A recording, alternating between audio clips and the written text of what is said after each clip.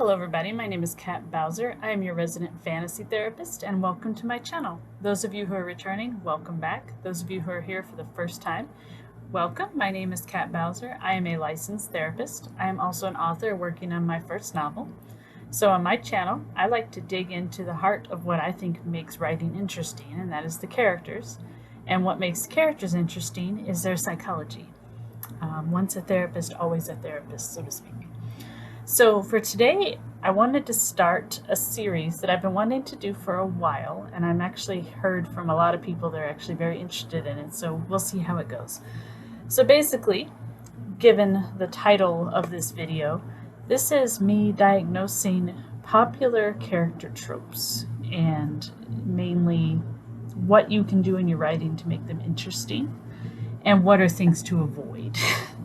So for today, for the first video, I thought we would tackle one of my favorite character tropes, and that is the irredeemable villain. I'm sure this has many other names, but basically this is the villain who is pure evil, who cannot be turned, who basically is only going to be able to be defeated by the hero in a final one-on-one death or nothing match. So, first off, why do I love this villain?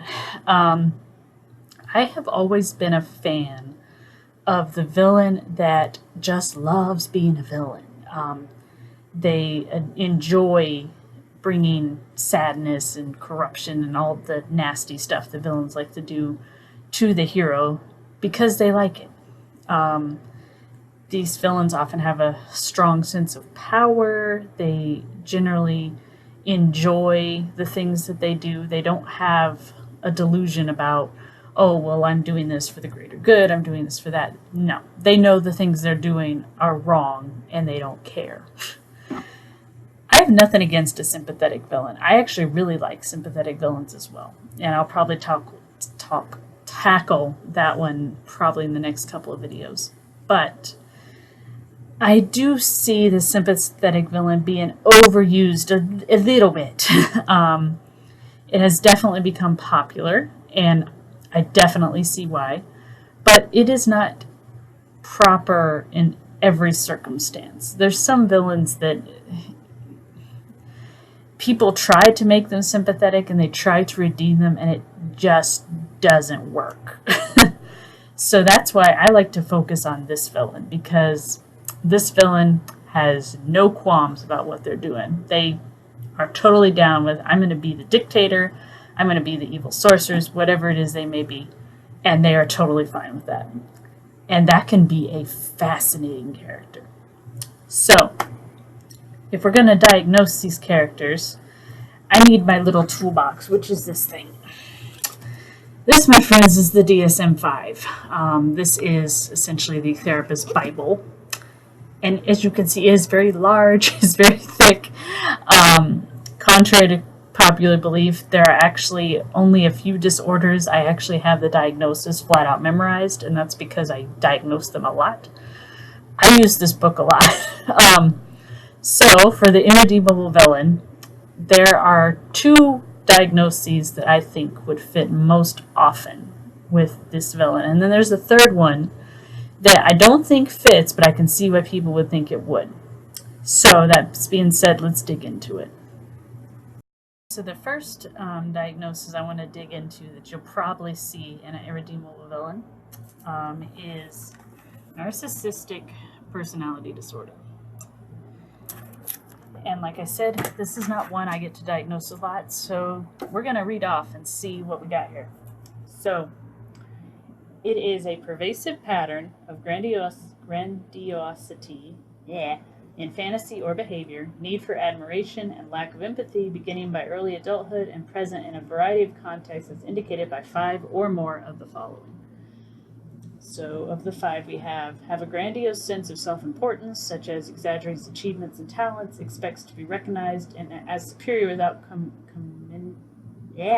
can't talk today, without achievements, is preoccupied with fantasies of unlimited success, power, brilliance, beauty, or ideal love, believes that he or she is special and unique and can only be understood by or should associate with other special or high-status people or institutions, requires excessive admiration, has a sense of entitlement, such as unreasonable expectations of especially favorable treatment or automatic compliance with his or her expectations, is interpersonally exploitive, such as takes advantage of others to achieve his or her own needs, lacks empathy, is unwilling to recognize or identify with the feelings or needs of others, is often envious of others or believes that others are envious of him or her, shows arrogant, haughty behaviors or attitudes.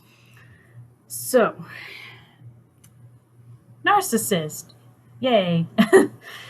Kind of like some of the other disorders I mentioned in this video, this one actually, it's more common than the others, but it's not super common. And actually something that I find very interesting is you have borderline personality disorder and you have narcissistic personality disorder. There is definitely a gender bias when people diagnose these. Narcissistic personality disorder is generally attributed to males. Borderline personality disorder is generally attributed to females, whether or not they meet the criteria or not. It's unfair, but that's how it is, but I think that's important to keep in mind. So, with a villain that has this disorder, how do they get that way? This is one of those where there actually is some evidence that childhood and especially parenting can definitely have an influence on this. Now, that's not to say genetics don't have an influence on this, because about 40 to 60% of the genes are definitely genetic. But for this villain, you usually have two extremes. You have parents that were either completely dismissive, paid no attention to the child at all, and so they had to learn to essentially sing their own praises. Or you have the opposite. They were extremely over-involved, praised every little thing, intervened when they thought things were unfair, things like that. That's how you develop a narcissistic personality. Because in both situations, either your parents or yourself you're having to put yourself in the center. And when you're not in the center and you're not considered the most important, the attention isn't showered on you, you don't know what to do. And so these people develop a very warped sense of reality, in that they view it through very much, I've heard this called the adult toddler disorder. And there is some truth to that, because generally toddlers before age 3 have what we call a very egocentric view of the world. They view the world as it relates to them. How is it important in regards to them? And that's kind of what a narcissistic personality does as well. Not to say that someone with narcissism can't have good connections and they can't get along in the world. They definitely can. There are people out there that have narcissistic personality disorder and they live completely normal lives. But it definitely has an impact on how you form relationships with people. You may have noticed one of the things I read off was empathy, or the lack thereof that these people often have. I will say that with narcissistic personality disorder, I don't see the lack of empathy to the extreme that it is in other disorders. Instead, it's very select. They usually have empathy for people that they believe deserve it. So someone who they feel is of equal importance to them. So if they find themselves with family members that they believe are just as smart, just intelligent as they are, they're likely to have empathy for them, but they're not as likely to have empathy for people that they view as below them. And that's usually where the trouble comes in. So, what can you do with a villain that has this personality? Okay, first off, these are the villains that can use the flowery language. These are the villains that honestly are probably going to monologue. When I think Saturday morning cartoon villain, I think a narcissist, generally. But you don't have to fall into their stereotype of, I'm going to stand up and proclaim to the world how wonderful and glorious I am. These people often are very smart. So you're probably going to want to have them involved in the politics of your world. Maybe Emperor Palpatine from Star Wars is a good example. I think he also has another disorder, but we'll go into that later. Um, but these are the people that are going to basically rise up to a position of power, and they're going to want to keep it. And that's where you can play with how they either look down on others, manipulate others, use others to their own means.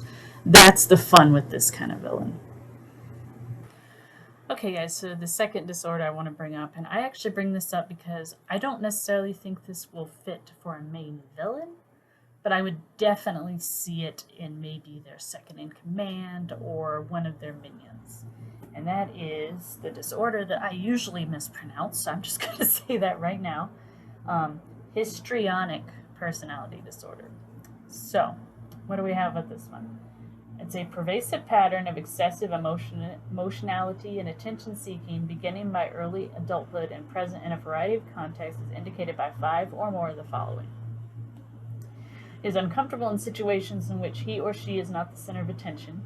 Interaction with others is often characterized by inappropriate sexuality, seductive, or provocative behavior. Displays rapidly shifting and shallow expression of emotion. Consistently uses physical appearance to draw attention to self, has a style of speech that is excessively impressionistic and lacking in detail, shows self-dramatization, theatrically and exaggerated expression of emotion, is suggestive, easily influenced by others or circumstances, considers relationships to be more intimate than they actually are. So, the reason I say this one is more fitting for, say, a second in command or a minion is that suggestibility. These people can be very easily manipulated, and they usually are. Mostly, honestly, by people that have the other personality disorders I mentioned in this video. These people are very fragile emotionally, and they don't know how to cope when they're not in the center of attention, so they learn to draw attention to themselves. These are people that you would consider like the life of the party, the class clown, the drama queen. These are those types of people. But what I think can make them interesting is, like I said, I wouldn't use it for a main villain, but you could definitely use it for a second in command or minion who, if you want to really show how conniving your main villain is show that emotional fragility and how this person just takes full advantage of it. This one I think would fall more into the sympathetic category, so I'll probably go more into detail on that in a future video. But for right now, I wanted to bring it up because usually when you hear, like the first one I talked about, narcissistic personality disorder, this one is usually brought up because they do have similar patterns, but the overall difference is in the self-esteem. And that, I think, is a very important differentiation to make, is these people, these are the folks that kind of put the mask up of being very confident, and most of the time they actually aren't. They're very vulnerable, and unfortunately usually fall in with the wrong crowd that takes full advantage of that. So I wanted to bring it up because, like I said, it is definitely used a lot in relation to the other diagnosis I just mentioned, and I do think it can be used for villain, certain types of villains, but just not the irredeemable villain. So now let's go into the big one. Alright guys, so I saved this diagnosis for last because I really think this is the one that is probably going to be used the most, and that is antisocial personality disorder, which is a cluster B personality disorder. So, like I mentioned before, personality disorder is defined by very deeply ingrained patterns of behavior, thought process, all that fun stuff. So antisocial is one that you probably have seen in media the most, and it's usually referred to as someone being a psychopath or a sociopath. Just for the record, those two terms are not clinical terms. They're completely colloquial terms. So if you're going to ask me the difference between a sociopath and a psychopath, I'm going to tell you there is no difference because they're both antisocial personality disorder. So, what are the defining factors of this disorder? Let's take a look, because like I said, I don't have all of these memorized.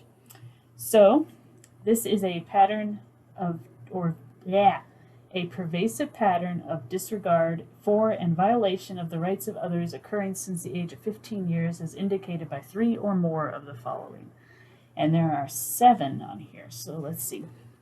Failure to conform to social norms with respect to lawful behaviors as indicated by repeatedly performing acts that are grounds for arrest. Deceitfulness as indicated by repeated lying, use of aliases, or conning others for personal profit or pleasure. Impulsivity or failure to plan ahead. Irritability and aggressiveness as indicated by repeated physical fights or assaults. Reckless disregard for safety of self or others. Consistent irresponsibility as indicated by repeated failure to sustain consistent work behavior or honor financial obligations. Lack of remorse as indicated by being indifferent to or rationalizing having hurt, mistreated, or stolen from another. Section B, the individual is at least 18 years of age. Section C, there is evidence of conduct disorder with onset before the age of 15 years. Section B, the occurrence of antisocial behaviors not exclusively during the course of schizophrenia or bipolar disorder. So, what does that mean in plain English? So basically, someone that has this disorder, you have to have shown it before you were 15. Before you're 15, we can't call it antisocial personality disorder. You have to be 18 for that. Before that, we call it conduct disorder, which is basically disregard for authority, getting into situations with the law, not obeying at school, things of that nature.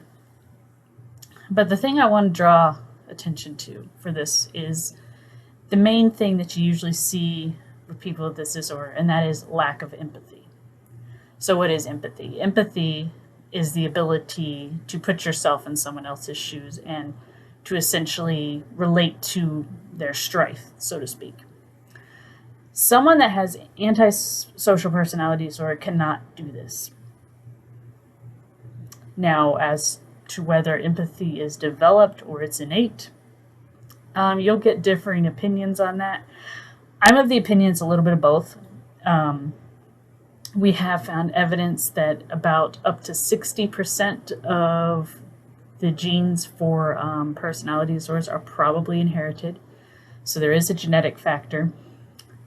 Abuse in childhood can definitely play a factor if someone is deeply abused, either sexually, physically, emotionally, neglected when they're a child. Then they don't have a chance to learn by example about how to feel for other people. That can have a major effect. And then there is also the aspect of there are some people that are born with just without the ability to connect with other people. I do like to stress that this disorder, despite what you see in media, is actually very, very rare. And not everybody that has this disorder is going to be a serial killer. Most serial killers do have this disorder, but if you have this disorder, it does not automatically mean you're a serial killer. You will probably also find people that have this disorder as a CEO, and things of that nature. So when you're writing this disorder, what is something to take into account? Well, kind of like everything, there definitely is a variance across the board, and like I said, it's up for debate if someone is born with the ability to have empathy or they're born without the ability to have empathy. So you kind of have to choose which angle you want to go with on that. Like I said, I typically go with a mix.